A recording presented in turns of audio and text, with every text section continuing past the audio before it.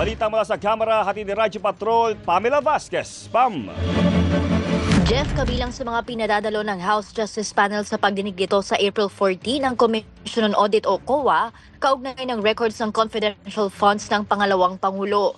Partikular na inimbitahang humarap ng komite ang State Auditor ng komite na si Attorney Gloria Camora. Ipinasusumite rin sa kanya mga dokumentong may kinalaman sa paggamit at pag-liquidate ng Office of the Vice President at Department of Education mula 2022 hanggang 2023. Kabilang dito ang liquidation reports, certifications at accomplishment reports para matukoy din ang katotohanan sa mga kahinahinalang pangalan sa disbursement tulad ni Mary Grace Piatos, Kokoy Villamina, Milky Secuya at Irene Tan. Ipinasabpi na rin ng komite ang Bureau of Internal Revenue o BIR, partikular si Commissioner Attorney Carlito Martin Mendoza para sa nasabing petsa.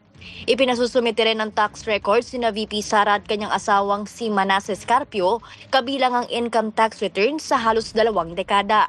Sakop din ang kautusan ng mga negosyong may kaugnayan umano sa mag-asawa para matukoy ang tax compliance at reported income. Yan ang balitang kumpirmado, sigurado. Ito ang Radyo Patrol, Pamela Vasquez, DZMM. Thank you, Pamela Vasquez.